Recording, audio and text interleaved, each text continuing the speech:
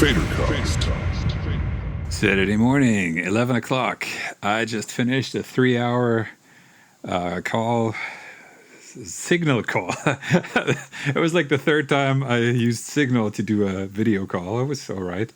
With Daniel Meyer, which is, again, not How Job Covenant Daniel Meyer with only the Y in the name, but it's Joe's brother. Daniel Maya, who is a tattoo artist in California. So that's why for him it was 11 o'clock, and for me it was 8 in the morning. That's why we scheduled it for that time. And we talked about all sorts of stuff for 3 hours, from, back rehab, because he's sitting in the typical tattoo artist posture, to him making music, and to him possibly, or what is possibly, I hope it's going to turn out really well, doing the cover for the upcoming album. Because if you look at his stuff, it's fucking amazing. I think it's at Daniel Meyer Tattoo on Instagram. So we talked about that, and he's going to think and let his, as he said, let his subconscious come up with something. So I'm generally very happy that he agreed to do that, and we will see. We shall see. We had a very good talk. I mean, we've been good friends for a long time now. What is it? 2009, 12 years. 12 years, yeah, that's a long time. And he's one of those guys where, just like Joe and Jörg and all the other guys in my band, where it doesn't matter if you don't speak to them for a long time, and if they don't live next door, it's always kind of immediately the same again, with new things to say, but there's no difference in, you haven't called me in a day or 2 weeks or something like that. So it was a great talk. We're gonna get back next week and see how things are going. And that was good. And I also sat down and made another track. I'm not sure it's gonna be on the next album, but as I said last week, now is where I'm being creative again, because the other thing is apparently in the past, in my subconscious or something. So this one's really good. Not sure if it's good for Faderhead, but man, I love it. It's like, I don't know, it's like a mixture of the Prodigy and something else. Really like it. Distorted bass out the wazoo. 5:45 on, Wednesday morning. I am up early because I have an appointment at 7, but I wanted to get up and get some Kickstarter stuff done. Because everything is taking longer than it's supposed to take. And I just heard that Kickstarter, yesterday I heard that Kickstarter needs 8 days to approve a campaign these days, which is quite long, actually. I don't know why it takes them that long. Probably there's only one person approving stuff. I had an email exchange with them about the gin, and it's definitely out of the question. I emailed them and asked, what if I sell a voucher to gin, not sell the gin itself? And they said, no, can't do that. So we'll see. Right now, I don't even give a fuck about the gin, to be honest, but that's because I have so many other things in my head that it's not important. What else? Oh yes, yesterday I recorded Booty Time, and I have to remind myself that right now it's the phase where everything gets worse before it gets better, because when you record new vocals, they kind of sound like the old ones, but they don't, and generally they're better. But since I'm used to the old vocals, they're just not what I'm used to. And I mean, that's one reason why I don't spend too much time recording vocals in the first place, simply because you never know if the song will ever make it to be released. So I just record anything to have the idea down. The problem is if you have songs like I do some of those I wrote in 2019 and they've been around as demos, you kind of get used to it. Like Booty Time had massive autotune on the vocals, and now it doesn't anymore at all. So now it sounds almost too bluesy. And I added even a very bluesy vocoder in the background of the chorus, and it just gives it a very I'm not going to say unfaderhead because it isn't, but like the feel is different from almost all of the other songs or all of the other songs on the album, which is all right. And that's another thing that I have to remind myself of, that variation is a good thing.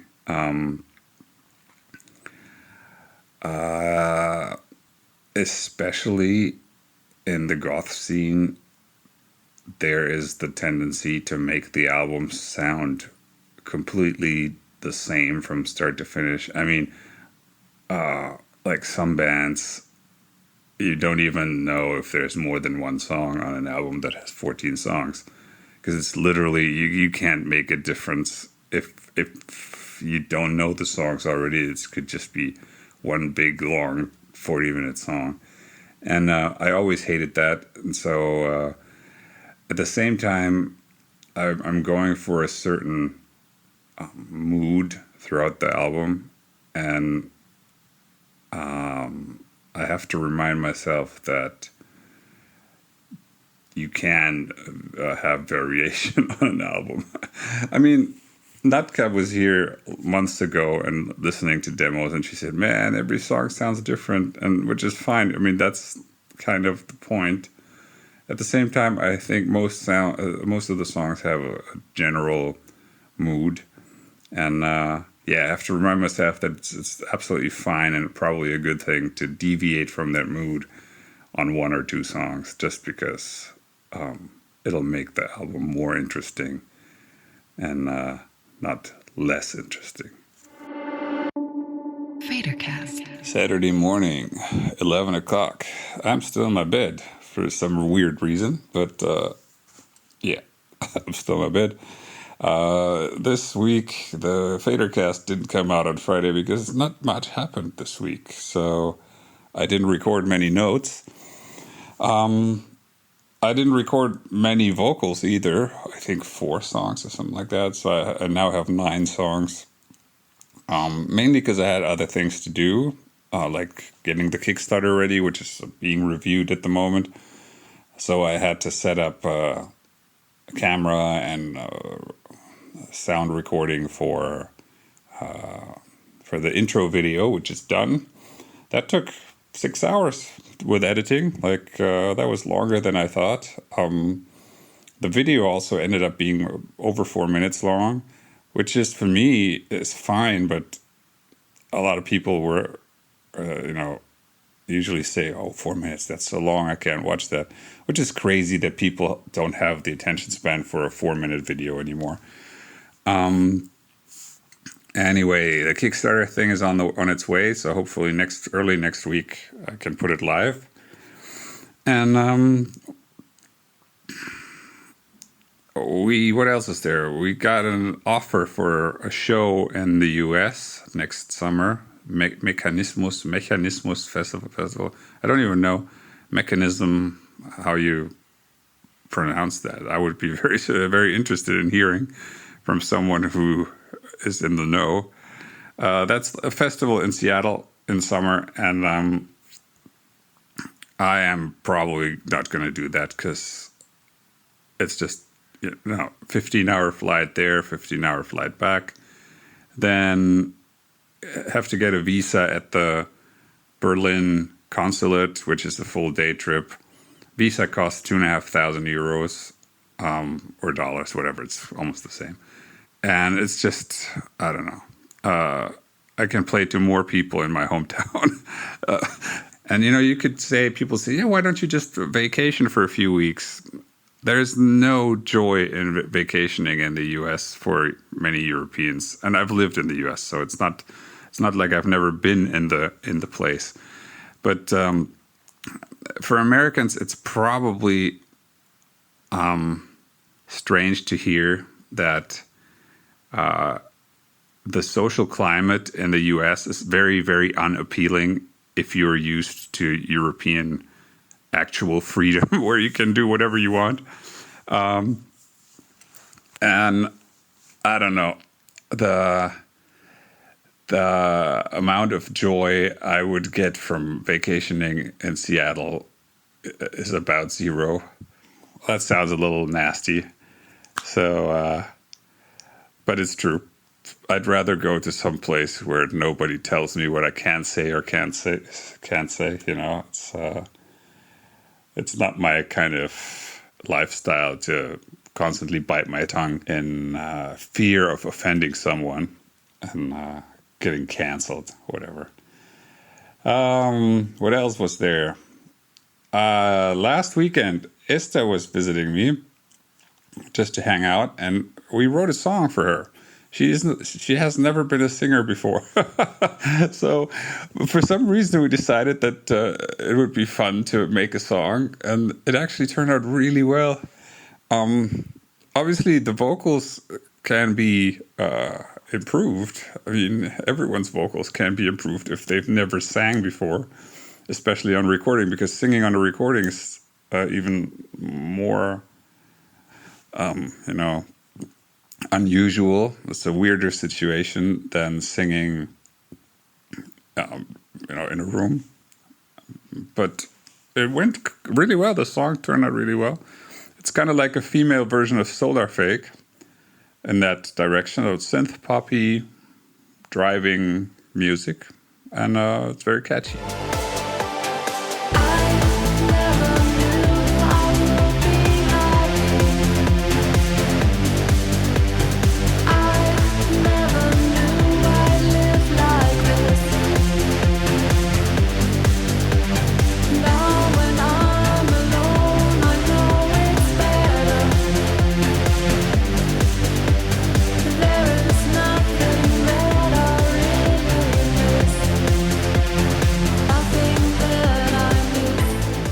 I was very happy with that, surprisingly. And I think I wrote another 2 songs this week in between, because when I don't have to write them for myself and I don't have to write any lyrics yet, then I can write one of these songs in, I don't know, an hour max.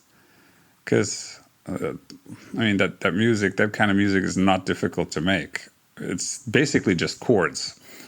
Because songs are chords and melody, and that's it, and a beat. And I mean, what else beats are there than four to the floor and synth electro?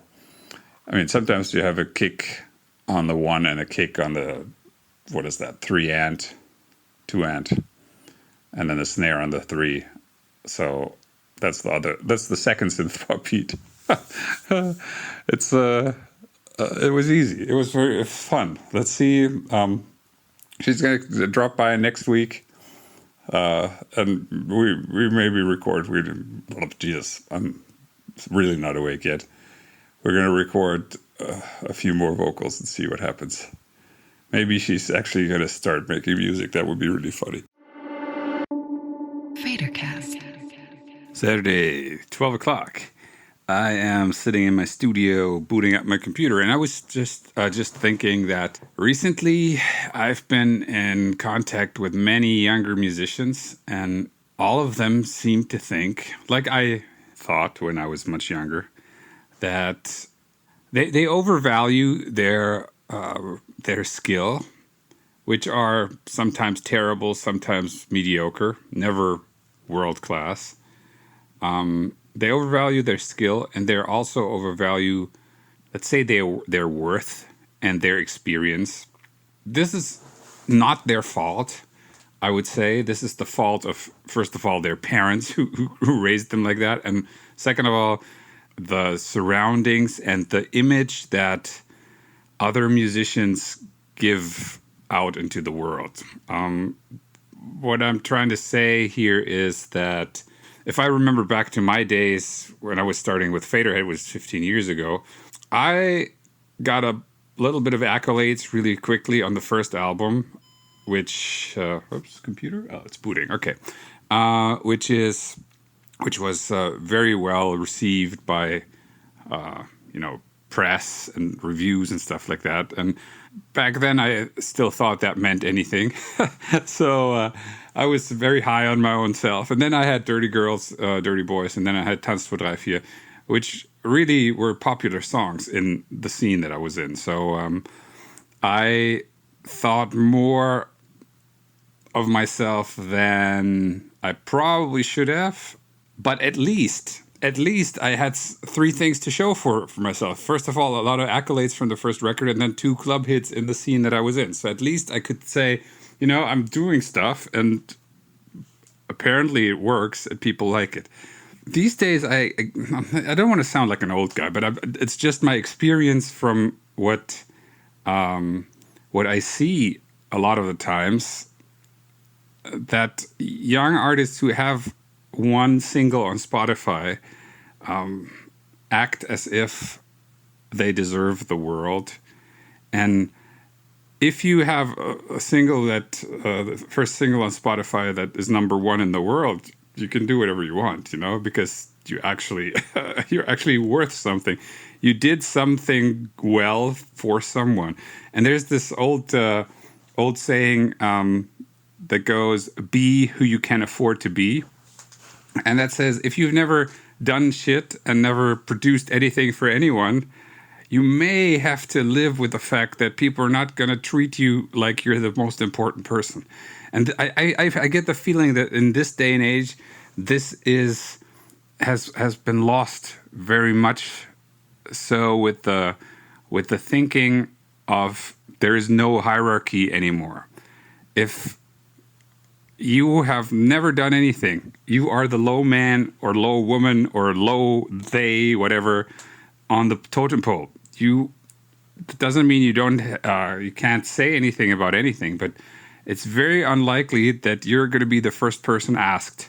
And it's very unlikely that with your zero experience, you're going to be the person who gets to make any decisions, unless you can, you know, make a great point about something. I'm not saying you're invalidated, but I'm just saying if you have nothing to show for yourself, but you act like you are the all-knowing, all-seeing, amazing savior of the project or whatever, you might be very disappointed in the fact that people are not interested in working with you.